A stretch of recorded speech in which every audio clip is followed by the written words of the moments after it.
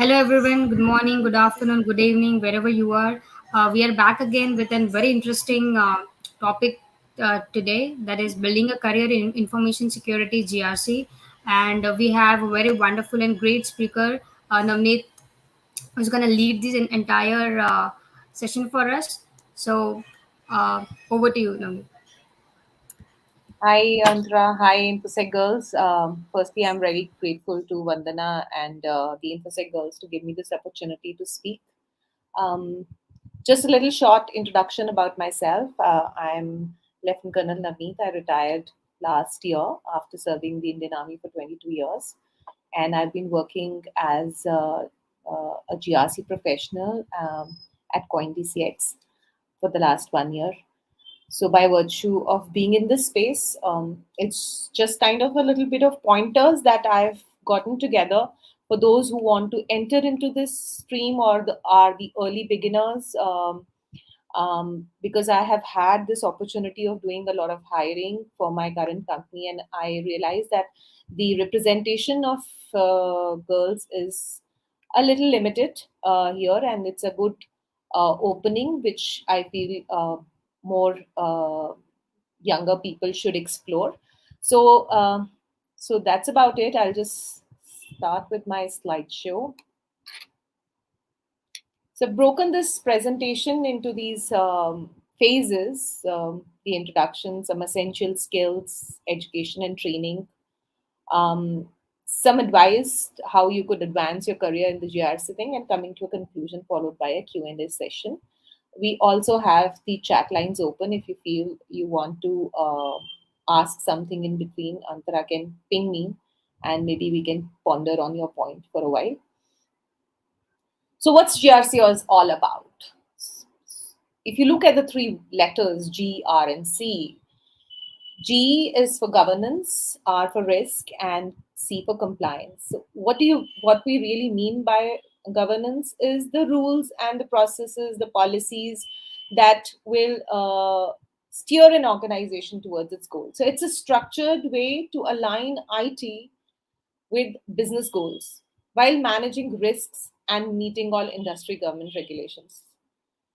Identifying the risks, prioritizing them, deciding what the risk appetite is, and then finally complying to certain regulations. So, if for example, if your organization is a fintech, there is a certain kind of information security laws and regulations that you need to follow. So, identifying them and following them, this is all the basic crux of the GRC function.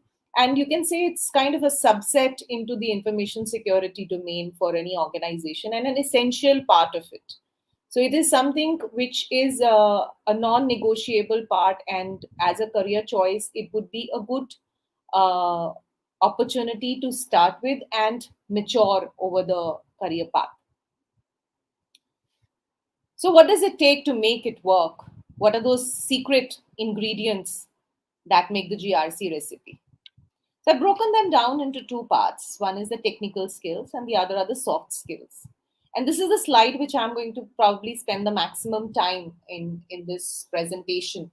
Um, though it looks like a couple of words, but it encompasses a lot of knowledge base or building of skills. So, what those skills really are.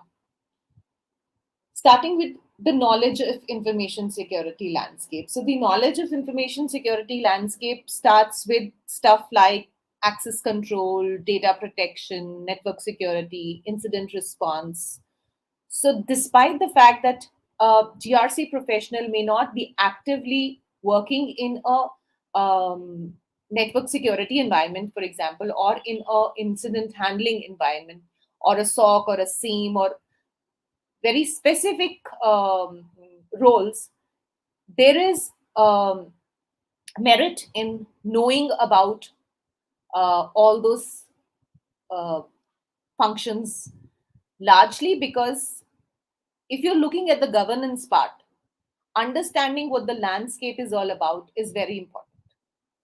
So if you do not understand what a vulnerability is and how it could be exploited, you cannot use your knowledge, or you cannot go to the point of deciding what kind of policies should be set up in this particular organization.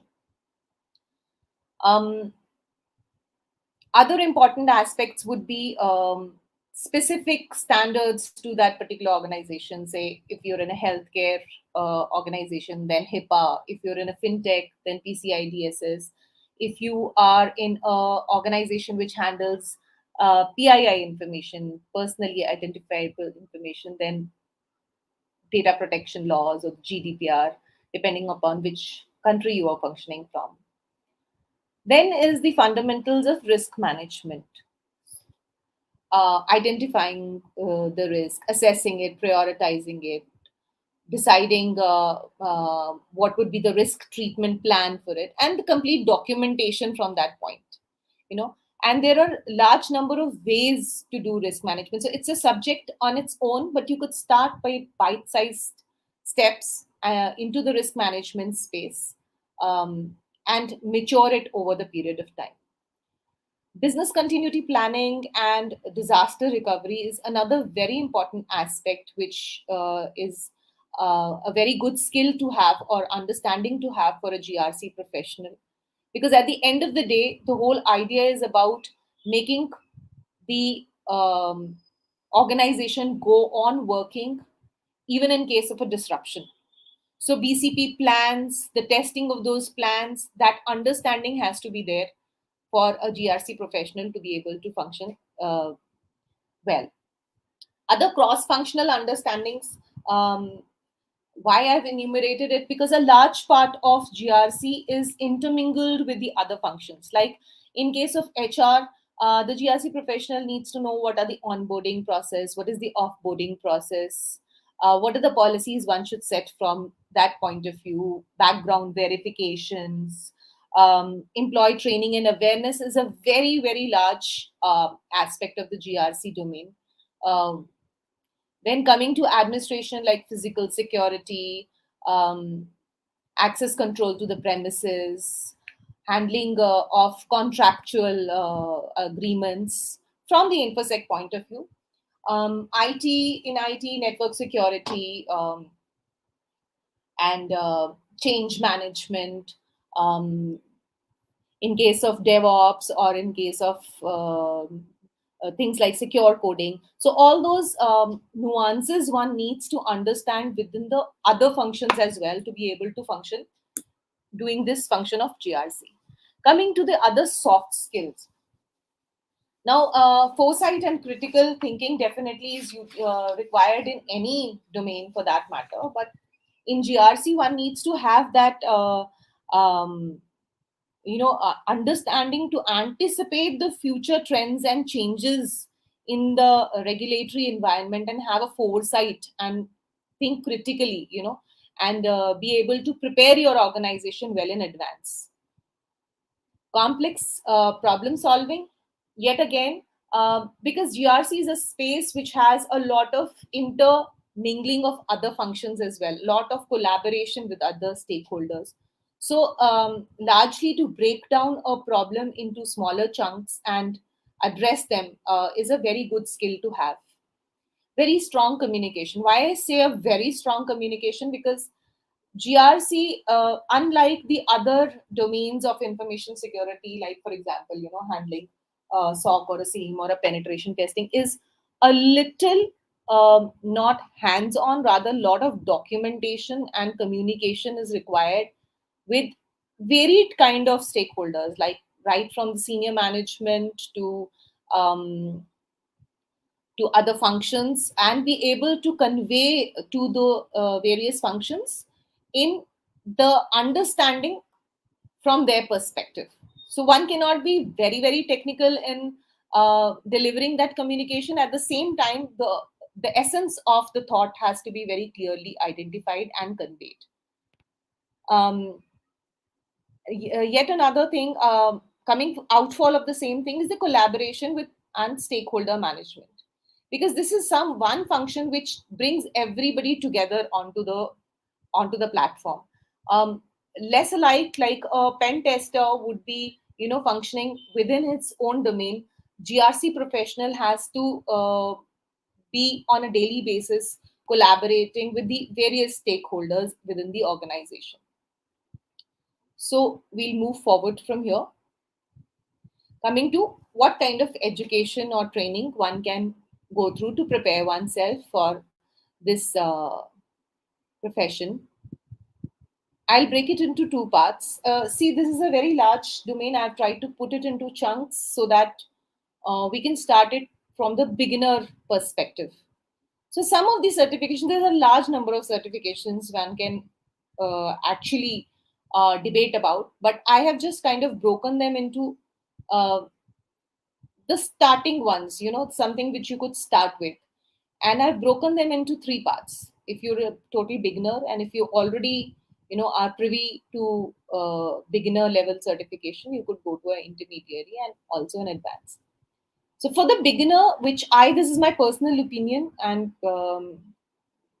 it is pretty debatable that you could pick up another framework, but I feel that ISO 27001 is a very holistic and a 360-degree view to the complete infosec management system. And starting with ISO 27001 lead auditor or lead implementer, rather I would recommend both, is a very good starting point to understand the GRC space. Then the another two certifications, or I would say rather knowledge base, that you could confer to at an intermediary stage is ISO 31000, which pertains to the risk management part, and ISO 22301, which pertains to BCP, business continuity planning. So even if you have just gone through the documentation of these three ISO documents, or gone through a short course or a short YouTube channel, even that much would give you a lot of perspective as to what really goes behind the scene. A large part of a GRC professional is actually converting these documented instructions into actions on ground. And my experience in the services, as well as in my last year of the corporate culture, I feel there is a lot you can understand, or academically understand from these documents, but as and when you go through implementing it in your organization is when your experience helps you understand and mature your knowledge uh, for implementing it in larger organizations, or in more complex situations. Another other three certifications which I highly recommend is CISSP, CISA, and CSIM. So, if depending upon, if you do not have, you feel that you want to go a smaller step to higher, rather you could go with CISA oblique CSIM first, and then CISSP. But largely, if you cover CISSP, you are actually covering all the domains which would affect your functioning as a GRC professional. And if you are actually getting into a GRC space, I highly recommend that you go through this certification. It will help you, give you the perspective which you can implement in your workspace. And if you're not yet a beginner, where could you start with? I would say you could just start with small steps, like videos on YouTube or LinkedIn Learning, um, small modules on Coursera, and also because any of these certifications, they start from close to 500 to $1,000. So if you feel that it's not a point in time that you want to spend that much, you could start from these videos on LinkedIn Learning.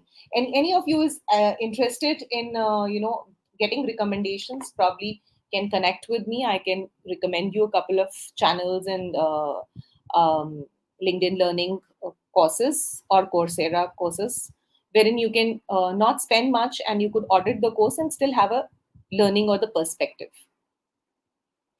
Now, there are some of the security standards and frameworks which I've compiled to give a kind of, curiosity or understanding create that curiosity into you. Maybe if you go and read one by one into all these domains, it will help you to understand the GRC space better.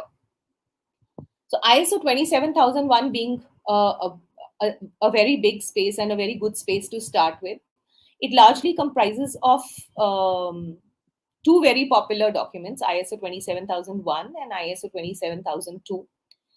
Lately in 2022, the latest version of the same has come, and there have been a large number of changes from the earlier version of 2013 to the 2022 version.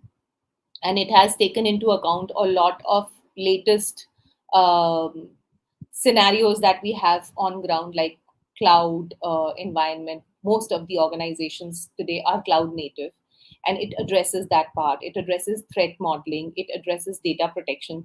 So to name the top three things which I feel are new introductions or more elaborated upon in 2022 version, a training and certification in ISO 27001 costs something between 30 to 45K, depending upon what organization you go with. And I would largely recommend that you should go in with a reputed organization, because or it will give you a perspective from the actual attestation bodies. This is something which I highly recommend that you should do. If not anything else, one must definitely do ISO 27001 lead auditor. And especially so if in your organization you are about to implement the same, it should be an important stepping stone for you. uh, Another organization is the NIST standards. There are, if you go on the NIST website, there is a jungle of standards over there, and you would feel overwhelmed. I would say you could start with NIST 853, and in one of the slides ahead, I will recommend a couple of more standards for you to go through. CMMC is a good model to start with, though it is for the US defense federal organizations, but a large number of corporate organizations are also thinking of adapting to it, especially so because it goes in a maturity model. You know, it starts with one level and you could go and mature yourself to other levels. And it is a mandatory requirement, I think, for contractors to be certified on that. So it's pretty popular in US for the same reason. Center for Internet Security is Critical Controls is another very good organization that you could study or read upon, and it's the erstwhile SANS Top 20. So in the 27,000 series, there are good about 60 standards, but some of the names that you could, go through is 2718, which is about cloud, and 31, which is about disaster recovery. 37 is for protection of digital evidence, and 40 storage security, and 27799 for healthcare. So these are some of the ones which I saw in one of the websites, and it intrigued me and created that curiosity. And I went through these particular documents. I felt that there was a lot to take away from these documents, and so I thought I should bring into this presentation for somebody who wants to get into this space. So for the NIST standards, starting point is good is 853, which is a benchmark that most of the US government agencies follow, and it has a large number of adaptation by the private sector as well. 800 171 is very close to 853, but it is a little generalized, so it's, you can say, a little easier to read. My most favorite actually is NIST cybersecurity framework, and I am this five phases of identify, protect, detect, respond, and recover. The way it addresses varied aspects of information security into these five phases is which for which I feel it is pretty easy to understand and implement in a more organized, in a more structured way. Say, for example, if it is access control, so it is covered between these five phases. If it is acceptable use policy, it is covered between these five stages. So each and everything, it works in a very structured way, and that is why I personally feel that cybersecurity framework is something which information security professionals should definitely study about. So this is the CMMC model, and lately the model has come to version 2.0. I think that is the latest one. Um, so correct me if I'm wrong on that. And here you can go in for a level 1 certification, and then mature yourself a little more to level 2, or go further ahead to a level 3 certification. So it's good to know, and what all processes and practices are tested in each of these levels, and how those attestation audits are done is a very interesting topic that can be very helpful for a GSC professional. So, finally, coming to how you could go ahead in advancing your career in the GRC arena. So, some of my advice over it is, firstly, to build a professional network in evangelizing industry events like this particular event, which we are having right now, and leveraging social media. So, this is something I'm actually not a very social media friendly person, but I'm only present on LinkedIn as of now. Um, and what I have leveraged in the 1 year that I've been on social media, and by virtue of me being from services background, I was banned to be on this. So I'm a newbie here, I would say. I have been following a lot of people in the on the LinkedIn, and it helps me understand what are the latest trends which are going on in the space. Um, and largely what I do is, many of those posts which have got ebooks or white papers, or a topic which interests me, I save it, and I address it later on in um, my knowledge based time. I keep a dedicated time in a weekend and I go through it. So that has really helped me understand this space in a more holistic manner, because I see that there are views from varied kind of professionals working in different kind of environments, and anything to do with information security, and specifically so from the GRC point of view. It is not a one size fits all.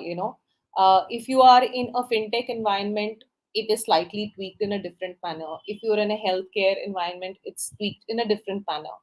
And if you are in enterprise, corporate, it's in a different manner. So at a point in time, you would be having experience only from a particular industry, and going through all these uh, industry expert opinions and content has helped me align with the other industries and the varied trends which are going on over the period of time. So the second point is yet again the same thing, to stay ahead in the industry trends and emerging tech. Say, for example, IoT, AI.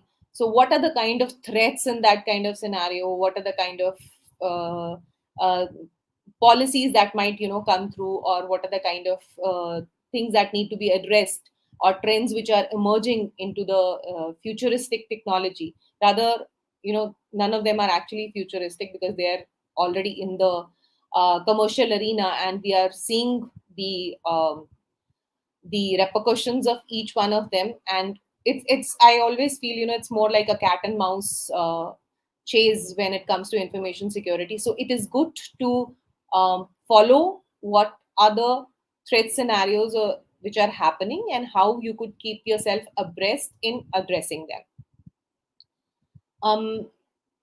GRC being in a particular arena which has a lot of collaboration with varied stakeholders also helps you understand that particular business from a from a business perspective, not only from the technical perspective but also from the business perspective. So I highly recommend that the GRC professionals should seek more leadership positions. It kind of aligns with the personality of a GRC professional who has been communicating with senior leadership right from the beginning. So you must seek for more leadership positions. Continuous learning, there is no doubt about it. There is no end to it. There is never that you should feel that this is, I have done, say for example, the number of certifications that I mentioned in this presentation. If you feel that this is all, no, this is not. That continuous learning and that curiosity will really help you gain more perspective and more understanding, which will help you steer your career in a mm, in a very successful way. um, Something which has really worked a lot for me is knowledge sharing, like we are doing this session right now. And I plan to do a couple of more sessions, because this is more like an introductory session. And I'm not sure, there must be a lot of people in the forum who would already be in this space and have experience which is more from this presentation. But there would be some people for whom this would be a good starting point. So uh, like I'm sharing this knowledge right now also help me put things in a more structured manner. uh, so I feel many other topics which I would want to know about, I generally would put them into a structured format, do a little bit of research, and set up a knowledge sharing session with a couple of people or my peers or my network. And it helps me to have that deadline to be able to process the information in a more organized and an academic fashion, and be able to, sometimes when we are going through preparing that knowledge session, we come to realize that we did not have a correct understanding or the understanding of a particular topic, and you end up researching it more, and coming to a better perspective. Sometimes you even discuss or do some kind of, during a Q&A or something like that. So I feel knowledge sharing is a very good way of advancing your career into uh, not only this space, any space for that matter. So these are some of the things which I thought could help people articulate how could they go step further into more leadership roles. So coming to the conclusion here, I have tried to keep it as smaller bites as possible, and I would recommend that if you want to enter into the GRC space, you could pick up the topics from here and take some concrete steps. Like if you set up a goal that by in next 2 months I am going to do ISO 27001 lead auditor. In next 15 days I am going to go through the CMMC model and see how I can adapt it for my organization. So break it into smaller bites with concrete steps and deadlines. Acquire skills and qualifications, and on-job implementation of the same would really help you into settling into this space and moving further into your career graph. So this is about it, my short and sweet discussion on the GRC career. If there are any questions, I am open to any questions. Antara, we have got any questions here? Navneet ji, hi. Thank you so much for the wonderful and insightful information on information security GRC. I'm just going through the comment section, and as of now, I do not see any comments from the viewers. But I do personally have a question. So, according to you, Navneet ji, what are the key components of an effective information security GRC framework? Okay, so Antara, luckily I have been having a little bit of experience, because we are kind of getting into the ISMS space and all. Right. What my personal experience is, the journey starts from doing a risk assessment for your organization. You know, First, Correct. understanding where the risks are, and prioritizing them, where Right. the risk would have the maximum impact and it has the maximum likelihood to happen. Those are the Mhm. key things one needs to address. One needs to Right. also understand what is the risk appetite that we as an organization are okay with, setting up a Right. benchmark. Right. So once that risk assessment exercise is over and you've decided what your risk treatment plan is, the first portion which will start over there is whether your policies and procedures are in alignment with that or not. Right. you know so if you already have an ISMS set up in your organization, probably you'll go in for reviewing your policies and Right. procedures. If you do not, then you would go in for preparing them. For example, if it is a startup which is not yet set up the ISMS process, they would go in for setting up all these processes. So, and that is also not like, you pick up ISO 27001 or ISO 27002 and you start drafting Right. some uh, mandatory policies. That is not the end of it. That's just the beginning of it, which I feel, because once you set up a policy, say for example, a very small thing like you have set up the human resources security policy. Right. So there will be a small part like, this is ABCD is the important aspects that you need to do as for an onboarding. But who is going to implement it? It's going to get implemented by another function, which is the HR, Right. right? So the HR needs to have the understanding of that requirement. It has to have the understanding of, have a buy-in into that and implement them by means of SOPs, procedures, workflows, playbooks. Say for example, if I'm talking about change management, so the change management is happening at every level. There is a code change which is happening. There is a say asset change which is happening, IT based change which is happening. So I might write a policy today, and the GRC function feels that, this job of mine is over. So that is where I feel a lot of inter cross functional communication is very important Right. for the other stakeholders to understand what is the outfall, because the implementation is the crux of it. Right. You may write 200 policies, but if they are not implemented on ground, they're of no use. Right. And then, cutting the long story short, this is the beginning. If the something which is begun well is half done, Right. I feel another very important aspect that one needs to address is the BCPDR. Right. So if you've addressed the risk, if you've addressed the policy procedure part, and you've reached the BCPDR, wherein you have set up what a business continuity plan would be, and you've tested it, Right. Right. then Right. The testing part and is you can go important. on maturing it. It's Right. not a journey which gets over that, this is the benchmark, this much we've done, so we are done with it. It's a continuous maturity you have to bring in and keep optimizing the programs, keep doing the tests, keep doing the internal audits, and the journey keeps going on. But Right. answering your question, I would say the risk assessment treatment, policy procedure implementation, and the BCPDR.